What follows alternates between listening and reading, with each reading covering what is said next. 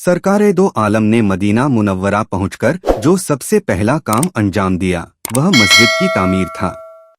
यह मस्जिद बेहद शानदार है क्योंकि यह इस्लाम की सबसे पहली मस्जिद है।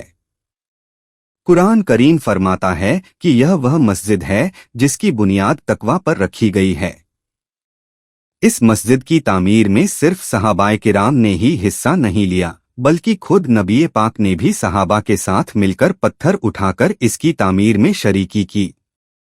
सुभान अल्लाह। इस मुबारक मस्जिद का नाम मस्जिद कुबा है। अल्लाह ताला मुझे और आपको बार बार मदीना मुनव्वरा में इस अजीमोशान मस्जिद की हाजिरी नसीब फरमाए जिसकी तामीर मेरे आका ने अपने मुबारक हाथों से की थी। और सुनिए, मेरे आका ने मस्जिद कुबा की एक अजीम फजीलत भी बयान फरमाई है।